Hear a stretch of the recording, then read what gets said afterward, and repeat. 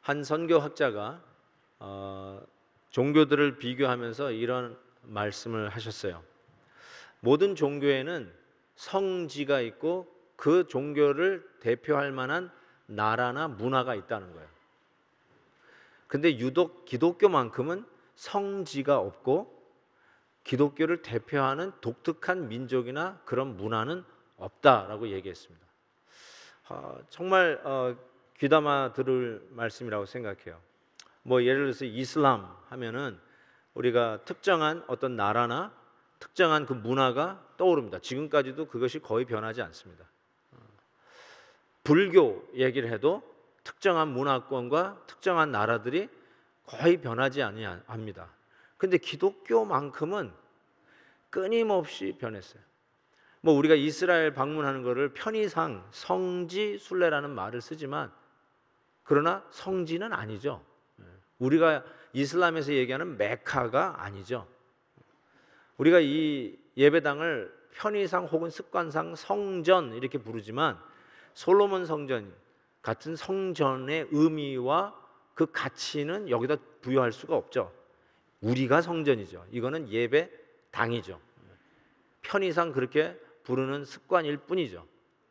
그런 의미에서 생각해 보니까 기독교만큼은 성지가 없고 특정한 민족이 없어요. 옛날에 우리나라에 복음이 들어왔을 때 많은 어른들이 이랬다고 그러잖아요. 왜 우리 한국 사람이 저 서양 종교를 믿어야 되느냐? 왜 이 벽 안에 종교를 믿어야 하느냐라는 이야기를 했어요. 근데 여러분 정말로 기독교가 서양 종교인가요? 아니에요. 라틴 아메리카를 보세요. 아니, 라틴 아메리카는 고사하고 중국에 가장 많은 기독교인들이 삽니다. 그러니까 어떤 특정한 민족이나 특정한 문화권이나 특정한 어떤 나라가 기독교를 대응하지 못합니다. 계속해서 성지라고 한다면 성지가 변했고 계속해서 민족이 변했고 문화권이 변해왔다는 사실을 생각해 보게 됩니다. 제가 왜 이 말씀을 드리냐면 오늘 요한복음 서두에서는 아주 다른 복음서와는 달리 아주 미스테리어스한 신비한 분위기가 납니다. 왜냐하면 요한복음의 시작이 이렇게 되죠. 태초에 말씀이 계시니라. 이 생명은 사람들의 빛이라 빛이 어두움에 비치되 어두움이 깨닫지 못하더니 라고 하면서 오늘 요한복음 1장 5절의 말씀이 나옵니다. 마치 창세기가 열려지는 것과 같은 혼돈과 어둠 속에 있는 인생들에게 생명을 수혈하는 듯한 신비한 느낌마저 듭니다. 결단코 평범한 도입 부분이 아닙니다. 마가복음은 세례 요한과 더불어 서두가 시작됩니다. 마태복음은 아브라함과 다윗과 그리스도의 세계라 하면서 아브라함부터 시작하고요. 누가복음은 그 족보를 거슬러 올라가더니 아담까지 올라갑니다. 그런데 요한복음을 아예 태초로 가버립니다. In the beginning 하고 태초로 가버려요. 지금부터 전개될 이야기가 다른 이야기가 아니라 다른 어떤 인물들과 비교하면서 설명될 이야기가 아니라 이제부터 이야기될 이야기는 the story다 라고 말씀하는 것 같습니다. 그러면서 예수님 요한복음에서 태초에 말씀이 계시니라. 이 말씀이 하나님과 함께 계셨으니 이 말씀은 곧 하나님이라 이렇게 얘기합니다. 누군지 우리는 다 알아요. 이 말씀이라고 하는 이 말을 헬라어 원어를 보니까 로고스라고 그랬어요. 태초에 로고스가 계시니라. 태초에 예수님이 계시니라. 태초에 아브라함, 다윗 족보를 따지면서 예수님을 이야기할 수도 있고 누가처럼 아예 아담까지 거슬러 올라가 가지고 예수님이라는 것을 이야기할 수도 있는데 이 사도 요한은 이 요한복음을 쓰면서 태초에 예수님이 계시라는 말을 안 쓰고 로고스가 계시니라라는 단어를 썼어요. 이 로고스라는 단어는 성경적으로 만들어낸 단어가 아닙니다. 원래 그 당시 사람들이 우리식으로 얘기하면 이방인들조차도 기독교인이 아닌 사람들조차도 아주 잘 쓰는 단어였어요. 그게 로고스였어요. 그래서 이 헬라 문명권에서의 로고스는 특별히 이 스토익 학자들은 뭐라고 얘기하냐면 모든 것이 존재하는 이성적 원리, the rational principle라고 얘기했습니다. 그러니까 이 어떤 공식, 원리, 원칙을 찾아내는 거죠. 지구가 자전하는 원칙, 그 다음에 태양을 주위로 공전하는 원칙, 왜 이 사과 열매가 떨어지는가, 이 중력의 법칙, 이거를 움직이고 있는 무슨 질서가 있을 거 아니냐, 어떤 원칙이 있을 거 아니냐. 그래서 이 세상의 질서를 찾아내는 어떤 원칙, 그게 로고스라는 표현을 썼습니다. 그러니까 원칙은 이야기할 수 있지만 인격적인 거는 이야기하지 못합니다. 그게 이미 헬라 문명권에 사는 사람들이 어떤 원리 원칙 얘기할 때 로고스란 단어를 흔히 썼습니다. 예를 들어서 헬라 철학자 필로 같은 분, 혹은 파일로라고 발음하는 분도 있는데, 이 필로 같은 철학자는 이상적 세계의 원칙이라고 그랬어요. 아이디얼리스틱한 세계의 원칙. 이 세상은 그 아이디얼리스틱한 이상적 세계를 카피하려고 애를 쓰는 것이 우리가 지금 보고 만지는 세상이에요.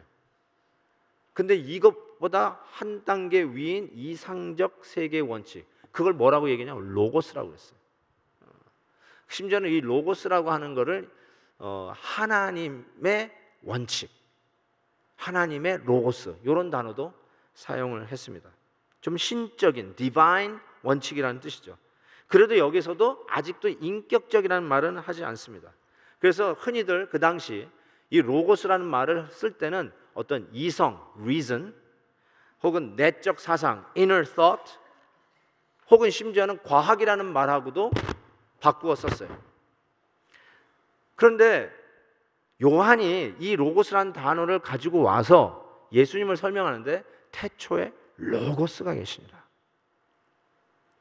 이 로고스라는 단어를 영어 성경에는 word, 말씀, 우리 한국말도, 한국 성경도 말씀으로 번역해냈어요. 태초에 원리 원칙이 있느니라, 태초에 그냥 로고스가 있느니라, 이렇게 얘기 안 하고 말씀으로 번역해냈어요. 이 말씀은 뭘까요? 왜 말씀으로 번역? 이것도 아주 기가 막힌 번역이라고 저는 생각이 드는데, 태초에 말씀이 계시니라. 뭐예요? 그 말씀이 뭐예요? 빛이 있으라 하매 빛이 있었던 그 말씀, 창조의 힘, 어떤 창조의 원리라고 하는 면에서 그 당시 사람들이 이 로고스란 말을 할 때 그 순간에 클릭이 되는 거예요. 지금 무슨 얘기하는지 알 것 같아요.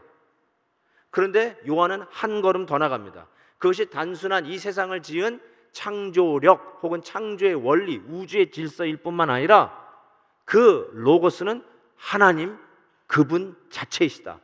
그분이 곧 하나님이요 창조주 하나님이라 하면서 이 로고스가 단순한 원리 원칙인 뿐만 아니라 하나님이신 인격적인 바로 그 말씀이라는 것을 이야기합니다.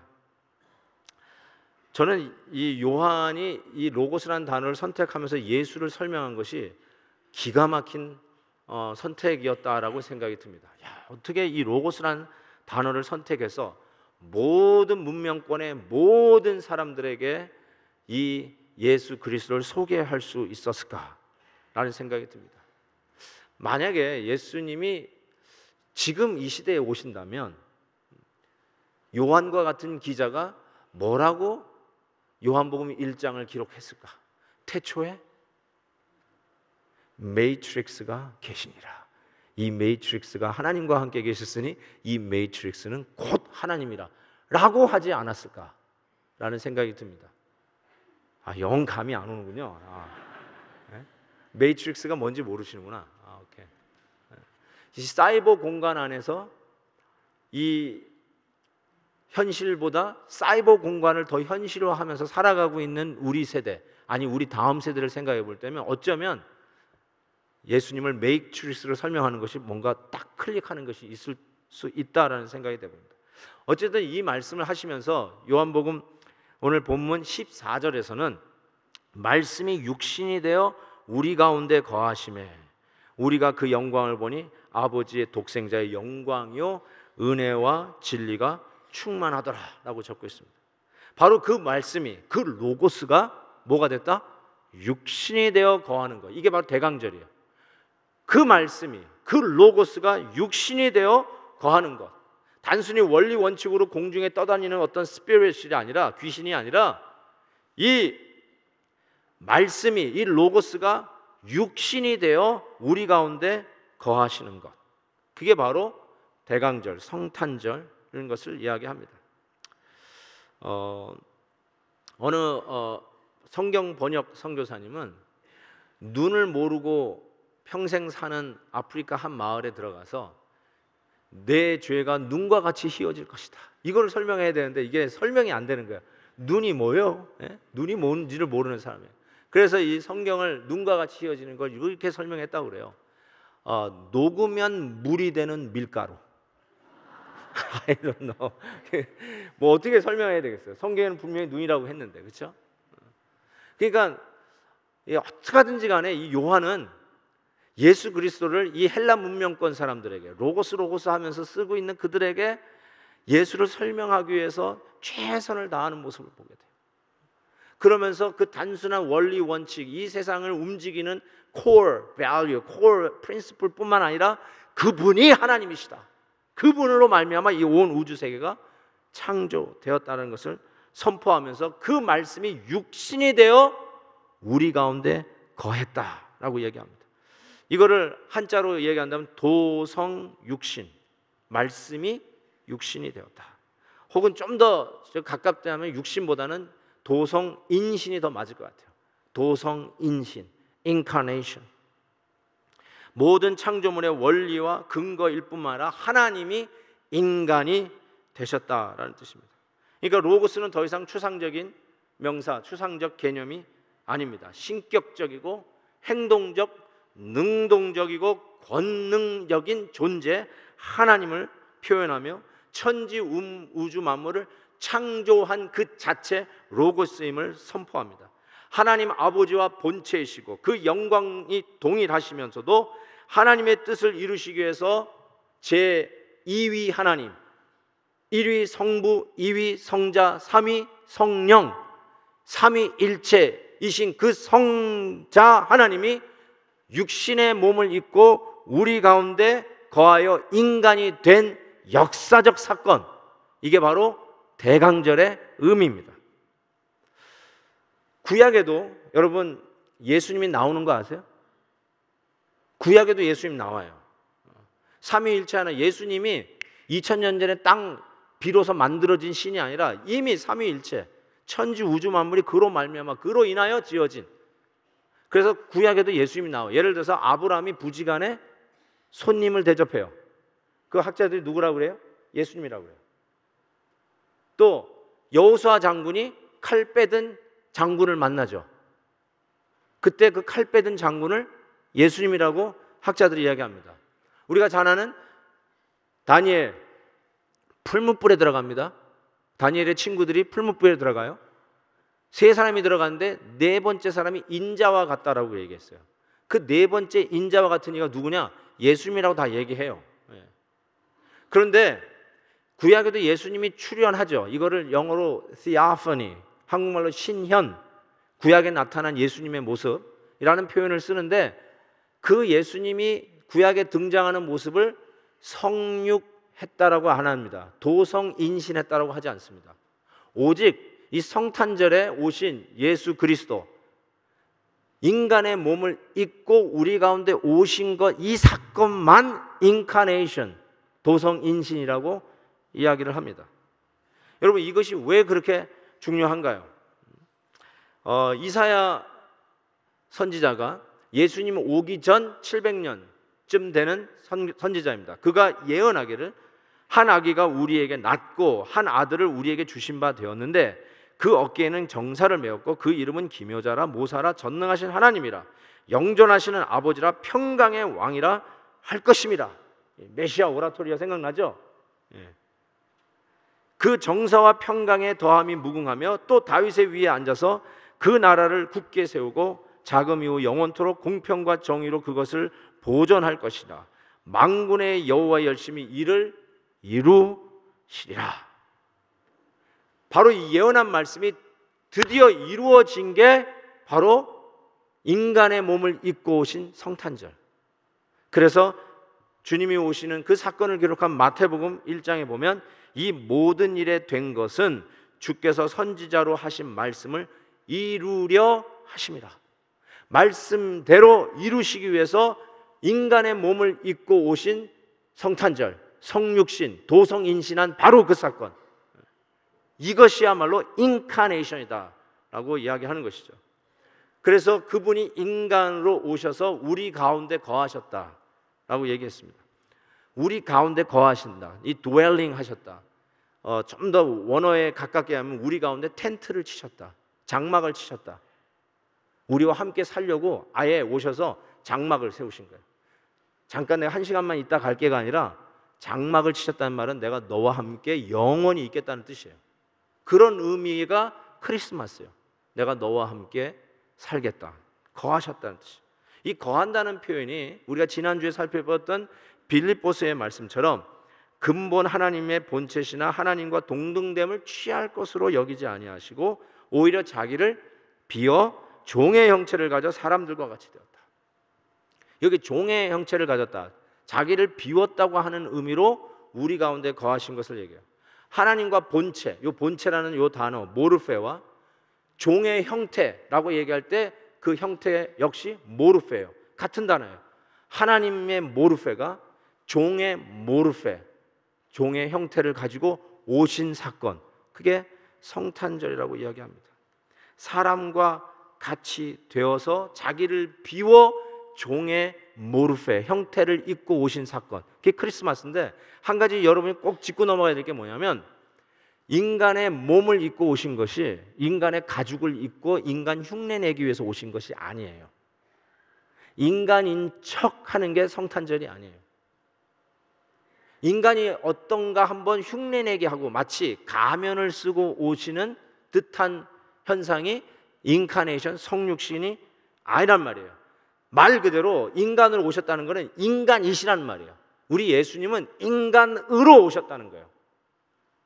즉 우리 인간이 한계를 느끼고 피곤하듯이 하나님이셨던 그분이 인간으로 오시는 이 성육신 사건은 뭘 얘기하냐면 주님 역시 한계를 느끼고 피곤하셨다는 뜻이에요. 우리가 밥을 안 먹으면 배가 고프듯이 우리 주님도 진지를 안 드시면 배가 고프셨다는 뜻이에요.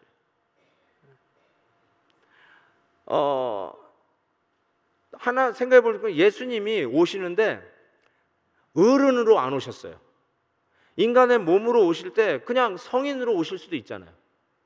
그런데 참 희한하게, 미스테리어스하게 아기로 오셨다는 사실. 왜 아기로 오셔야 되죠? 아니 원래 하나님이 내가 너와 함께 거한다, I will be with you, 이 메시지를 주기 위해서 꼭 육신을 입고 오셔야 됩니까? 지금도 성령께서 우리와 함께 동행하듯이 I will be with you in spirit, 그러면 안 돼요? 그냥 하나님께서 하늘을 꽉 여시고 내가 너와 함께 하겠다, 힘내라 하면 안 됩니까? 근데 왜 우리 인간의 몸으로 오시고, 그것도 어른으로, 성인으로, 더 이상 잘할 필요 없는 장년으로 오시지 않고 왜 베이비로, 성모 이 버진 마리아의 속에서 임신이 되어서 9개월 자라다가 응애 하고 나오는 베이비로 나오셨냔 말이에요. 좀 이상하지 않습니까? 여러분 그 베이비 지저스 이렇게 볼 때 그게 하나님인데, 그래도 우리가 흔히 생각하는데 베이비 지저스가 탁 태어나자마자 복이 있을지어다 뭐 라든지 내가 너를 구원하여 왔노라 하고 응애 한다든지, 이게 말이 되지 않잖아요. 솔직히 자존심 무지 구겨지는 거 아닙니까? 하나님과 본체이신 그분이 갓난 아기로 응애 하고 나오신다는 것.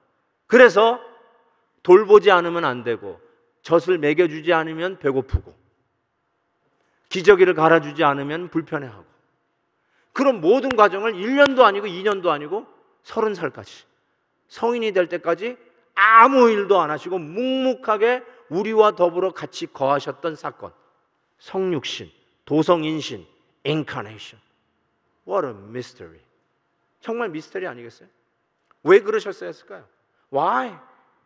하나님은 왜? 그럴 필요가 전혀 없으시는 전능자 그 하나님이 왜 이런 일을 하시는가? 저는 그런 의미에서 이 성육신의 아주 중요한 것이 뭐냐면 체휼의 접촉점이에요.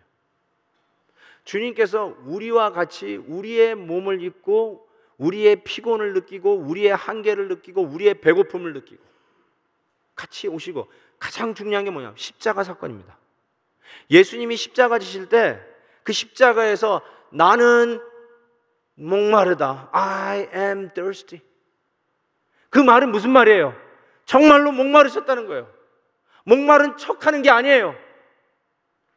그리고 우리의 죄를 대신 담당하여 피와 물을 몽땅 흘려주셨던 주님, 그것이 쇼가 아니라, 척이 아니라, 흉내내기가 아니라 우리 인간이 받을 수 있는 최고의 고난을 그대로 체휼, empathy, 체휼하셨다는 뜻이에요. 그런 의미에서 우리에게 주시는 이 성탄절에, 이 대강절에 성육신, 도성인신의 신학이 무엇이냐?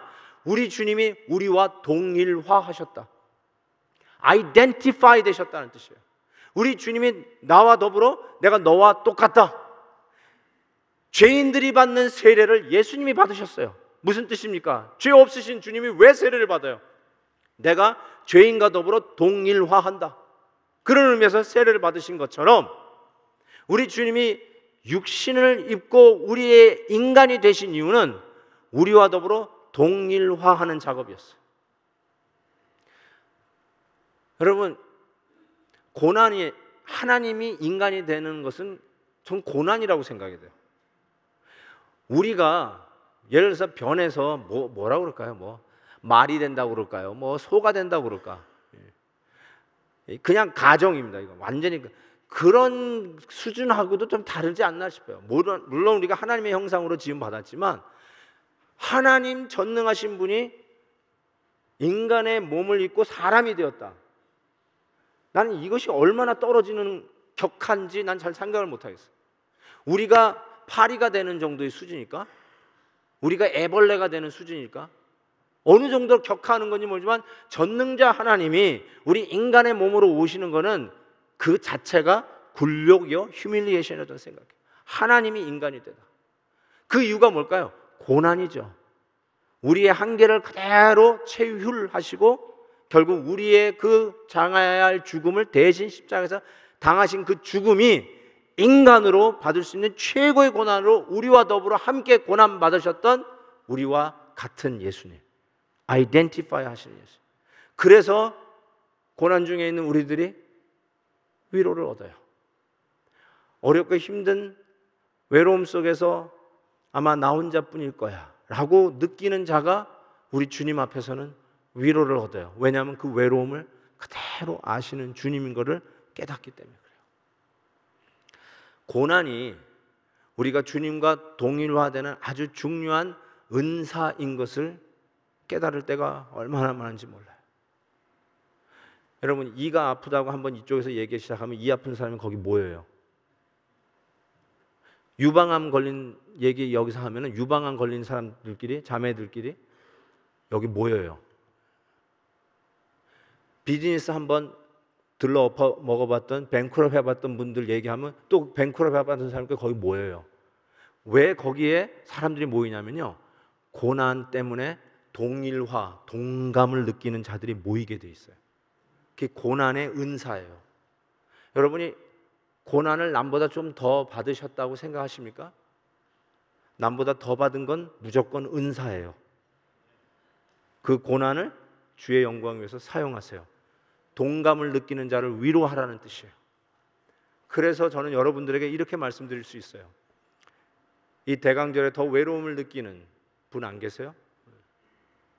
더 상처에 소금을 뿌리는 듯한 시간이 혹시 이 명절 시즌이 아닌가 싶어요. 그런 분들이 있다면 다른 데가 없어요. 여러분과 동일하게 고난받고 동일하게 외로움과 배신과 아픔을 겪었던 우리 주님 앞에 나오세요. 주님께서 이렇게 얘기하시고, 나 닮은 내 brother, 나 닮은 사람아, 하고 나를 안으실 거예요. 그분만이 위로예요. 그분만이 나의 힘이에요. 그분이 우리와 똑같은 모습으로 인간이 되어 오신 사건, 이게 대강절의 메시지예요. 또 하나는 이미 제가 서론적으로 이 말씀을 드렸지만, 우리 주님이 하늘에서 우리 가운데 오실 때 짜잔 날 봐라 하고 오신 게 아니라 말구유의 갓난아기로 오셨어요. 즉 우리의 컨텍스로 오셨어요. 우리의 상황으로 오셨어요. 이거는 선교적 접촉점이라고 저는 생각해요. 예수님이 우리에게 오신 첫 선교사예요. 복음을 아무리 위에서 외쳐봤자 깨닫지 못하는 우리들에게 복음으로 오셔서 우리 가운데 거하시면서 메시지를 주신 분, 바로 그분이 예수님이에요. 바로 선교적 접촉점이에요. 전 요한복음 1장이 선교적 접촉점을 위해서 예수를 로고스라 표현했다고 믿듯이, 예수님이 우리 가운데 거하셨던 로고스, 말씀이 육신이 되어 우리 가운데 거하셨던 것은 선교적 접촉점으로 이해할 수 있어요. 그래서 중국 내지 선교를 시작했던 허드슨 테일러가 예수님이 중국에 왔다면 중국 사람처럼 살고 틀림없이 그분은 중국말을 하셨을 거다. 맞죠? 중국에 오셨다면 예수님은 틀림없이 차이니즈를 스피킹 하셨을 거예요. 예수님은 무슨 말을 하셨나요? 아람어로 얘기하셨죠. 아람어 얘기하셨죠. 여러분 홍콩에 가시면 꼭 여기를 한번 들려보십시오. 한번 이 선교 대회가 있어가지고 홍콩에 갔다가 홍콩에 도풍산 선교센터가 있어요. 여기를 한번 꼭 들려보시길 바랍니다. 저기는 뭘 것 같습니까? 저희가 저게 예배당입니다. 원래는 이 도풍산 선교센터는 도풍사였어요. 그러니까 소림사 이런 것처럼 절이었습니다. 한 70여 명의 스님들이 모여 사는 절이었습니다. 근데 이 노르웨이 출신 선교사 칼 라이얼트 선교사님이 중국 내지에서 선교하다가 어떤 연유에서인지 남단을 하다가 바로 이 도풍산에서 다시 선교 사역을 시작하시는데, 이 도풍사 스님들이 모여 사는 이 절에 들어가서 전도를 하기 시작합니다. 근데 어떻게 들어가냐면 그 스님들이 입는 옷을 입고 그 안에 들어가서 절밥을 먹고 절에서 자면서 그들과 생활하면서 복음을 전하기 시작해요. 그리고 나오질 않아요. 그냥 거기서 그냥 막 발붙이고 사는 거예요. 나가라고 그래도 안 나가고 거기에 그냥 붙어서 그냥 사는 거예요. 근데 문제는 뭐냐면 파송한 노르웨이 선교국이에요. 선교보고 없냐? 아직 없다. 개종자 없다. 근데 없는가 보다 했더니 솔솔솔 소문이 나서 본국으로 메시지가 돌아왔는데, 무슨 메시지냐면 얘가 선교는 안 하고 절에 들어가서 산다더라, 이런 얘기가 들어간 거예요. 그러니까 이 선교본부에서 뭐라고 그러죠? 소환을 한 거예요. 돌아와라. 지금 너 뭐 하고 있는 거야? 입고 다니는 옷을 이 스님들이 입고 다니는 옷을 입고 다니니까 돌아와라. 막 그러니까 들어가질 않아요. 그리고 계속 거기에 소위 죽치고 사는 거예요.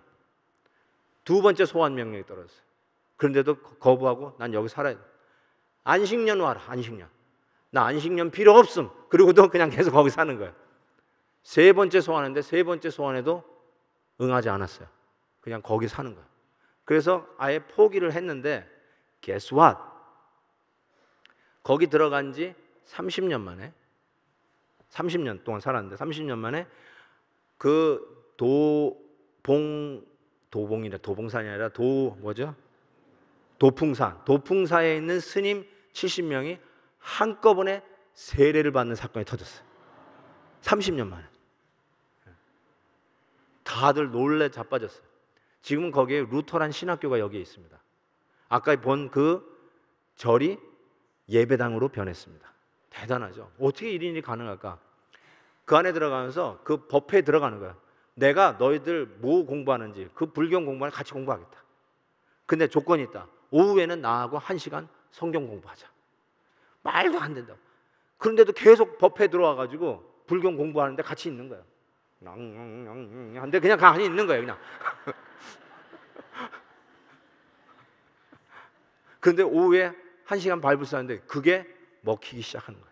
처음에 말도 안 되던 몇 년 동안 완전히 찬밥 신세, 저 무슨 어디서 굴러 들어온 쓰레기냐 하면서 그렇게 천대를 받았는데 계속해서 그들과 같은 모습으로 사니까 이들이 오케이 그래가지고 드디어 타협점을 찾아가지고 오후에 1시간 성경 공부를 이 칼 라이어트 선교사가 하기 시작했는데 30년 만에 모두 개정하고 세례를 받았어요.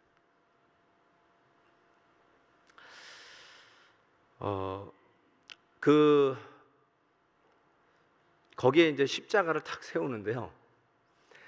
소위 그 법종이라고 하는 그 종이 이제는 예배에 쓰이는 종이 됐어요. 잘 보이지는 않으실지 모르겠는데 저 십자가가 어디 위에 서 있나 잘 보세요. 연꽃 위에 서 있습니다. 많은 사람들이 야, 이 연꽃은 불교 상징인데 말도 안 된다, 저거 다 지우고 새로 해라 막 이랬는데 이 라이어트 선교사가 이렇게 얘기했어요. 연꽃이 불교 상징이라고요? 아니요, 연꽃도 하나님이 만드신 꽃입니다. 하나님이 만드신 거 하나님 앞에 돌려드린다고 연꽃 위에 십자가를 딱 세웠어요. 많이 생각하게 돼요. 이게 바로 선교다라는 생각을 해봤어요. 우리의 모습으로 오셔서 우리와 같이 식사하시고 우리의 아픔, 우리의 질병, 우리의 고난, 우리의 외로움을 그대로 체험하시고 심지어는 우리의 죽음을 대신 당하신 주님. 그게 선교의 접촉점이라면 선교도 우리에게 이렇게 하는 거다라는 걸 가르쳐줘요.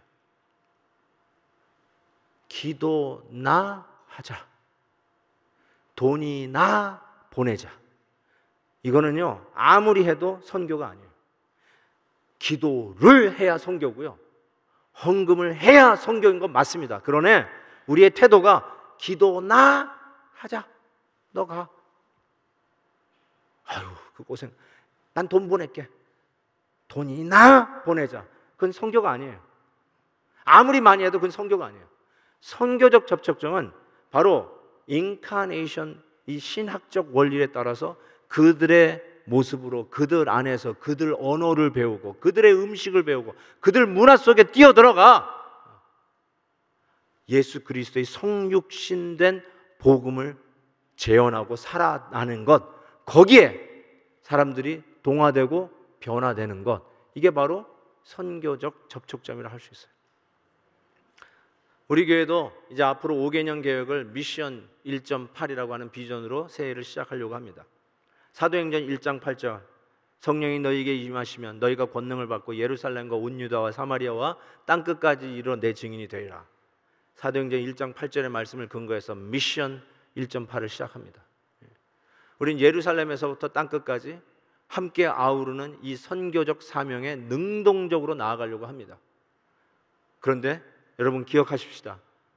돈이나 보내고 기도나 하는 선교가 이 비전이 아닙니다.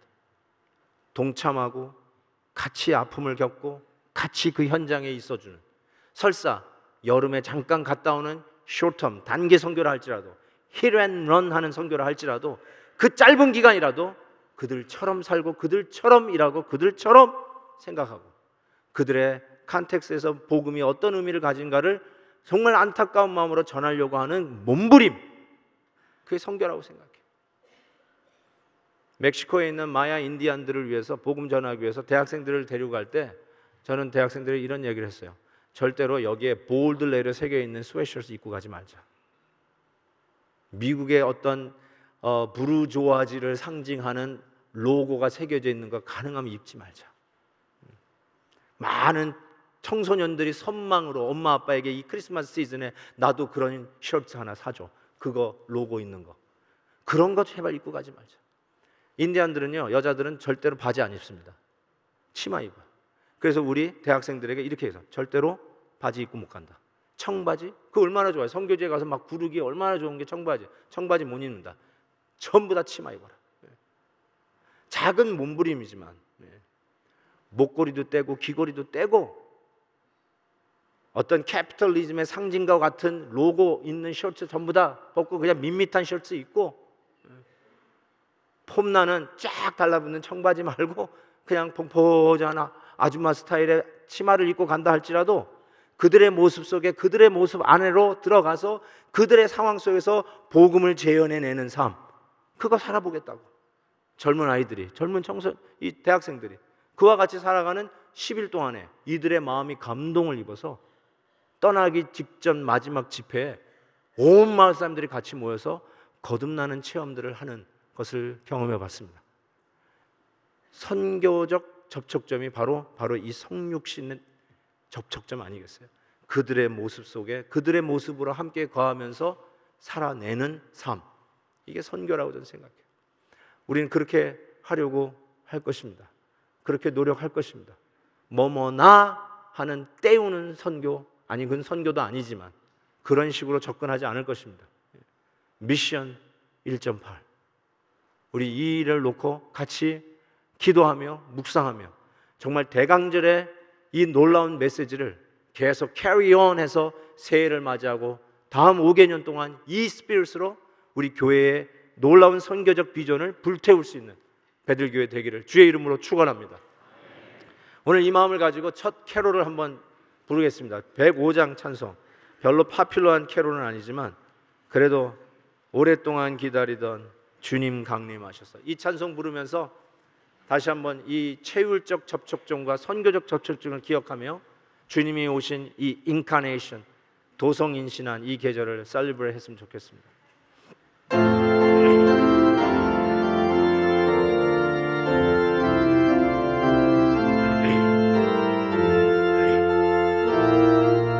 오랫동안 기다리던, 오랫동안 기다리던 주님 강림하셔서 죄에 매인 백성들을 자유 얻게 하시네. 주는 우리 소망이요 힘과 위로 되시니. 아멘. 오래 기다리던 백성 많은 복을 받겠네. 모든 백성 구하려고 임금으로 오시니 영원토록 우리들을 친히 다스리시며. 아멘.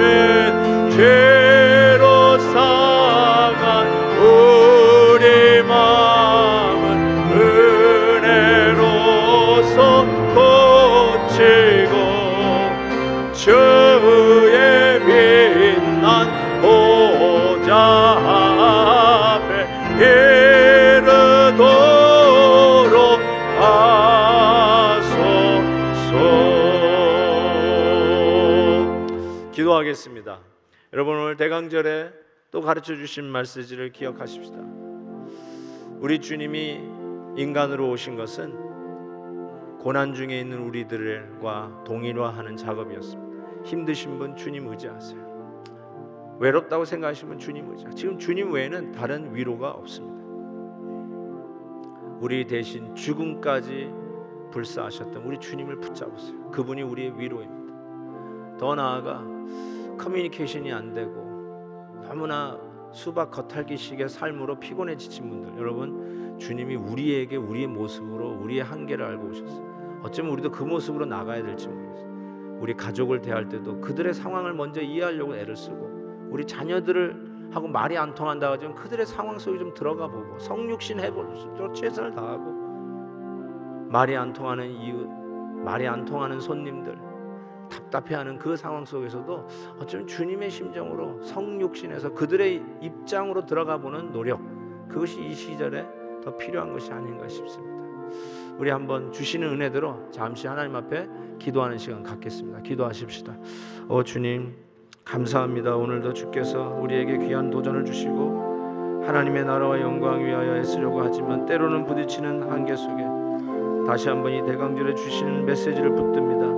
말씀이 육신 되신 바로 이 계절처럼 하나님 우리도 주님 닮아 하나님의 우리의 답답한 상황 속에 우리의 한계 속에 그들의 상황과 그들의 입장을 묵상하고 고려하며 그들처럼 그들 상황 속에서 이해하려고 하는 노력들이 있게 해 주옵소서.